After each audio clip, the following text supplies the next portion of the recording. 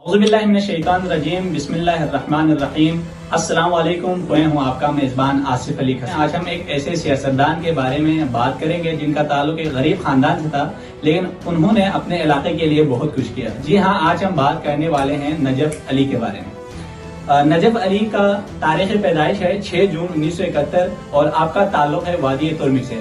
آپ نے اپنی ابتدائی تعلیم اپنے آبائی گاؤں کے ایک پرائمری اسکول سے حاصل کی، پھر 5ویں جماعت پاس کرنے کے بعد آپ تھار چلے گئے۔ تھار ہائی اسکول میں آپ نے داخلہ لیا اور وہاں پہ میٹرک تک آپ زیر تعلیم رہے۔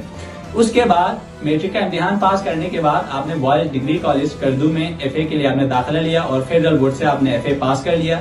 پھر بی اے کے لیے آپ نے پنجاب یونیورسٹی سے بی اے کی ڈگری آپ نے حاصل کی اور پھر اس کے بعد آپ نے اپنی عملی سیاست کا آغاز کیا۔ کالج کے دور میں ہی پیپل اسٹوڈنٹ فیڈریشن کے آپ صدر رہے۔ عملی سیاست میں حصہ لینے کے بعد روندو سے ضلع کونسل کے آپ ممبر منتخب ہوئے۔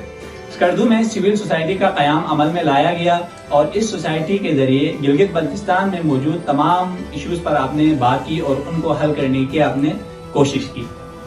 شروع سے ہی آپ پاکستان پیپل پارٹی کے ساتھ رہے، لیکن 2020 میں آپ کو ٹکٹ نہ ملنے کی وجہ سے اس پارٹی کو آپ نے ہمیشہ کے لیے خیر آباد کہہ دیا اور آپ نے آزاد حیثیت سے جی بی اسمبلی کے لیے آپ نے الیکشن لڑا اور آپ نے تیسری پوزیشن جو ہے آپ نے حاصل کی۔ نجف علی کو یہ اعزاز حاصل ہے کہ ان کا تعلق ایک غریب خاندان سے ہیں، لیکن ان کے پچھلے الیکشن میں جتنے بھی اخراجات ہوئے تھے وہ سب ان کے علاقے کے عوام نے اٹھایا تھا۔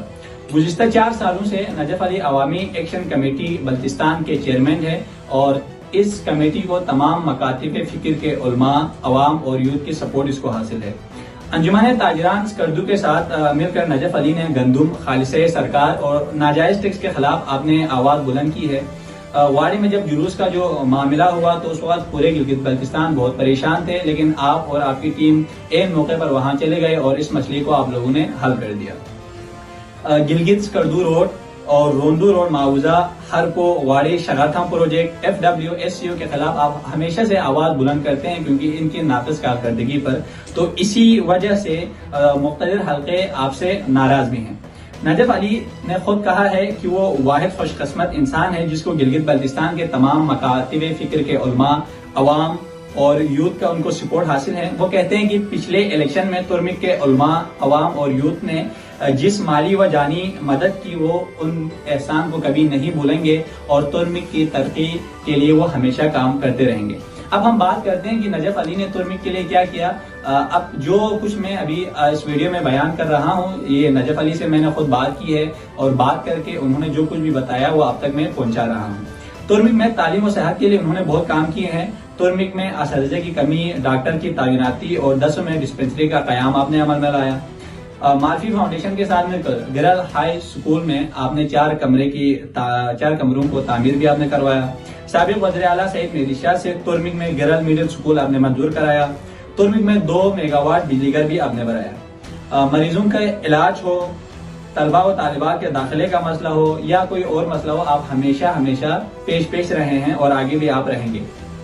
عوام اور یوتھ آئندہ الیکشن کے لیے ان کو ہر قسم کے تعاون کرنے کے لیے تیار ہیں، لیکن سوال یہ آتا ہے کہ کیا اگلے الیکشن میں نجف علی آئیں گے یا نہیں آئیں گے، یا اگلے الیکشن میں ان کی کیا تیاریاں ہیں۔ تو جب یہ سوال ہم نے ان سے کہا کہ کیا آپ اگلے الیکشن میں آئیں گے تو انہوں نے خود ہی ہمیں یہ کہا کہ عوامی طاقت کی وجہ سے ان کو 3 پارٹی جو بڑی پارٹیز ہیں، پاکستان پیپل پارٹی، پاکستان تحریک انصاف اور پاکستان اسلامی تحریک نے انہیں آفر کی ہے کہ آپ ہماری جماعتوں میں شامل ہو جائیں، ہم آپ کو ٹکٹ دیں گے اور آپ یہاں سے الیکشن لڑیں۔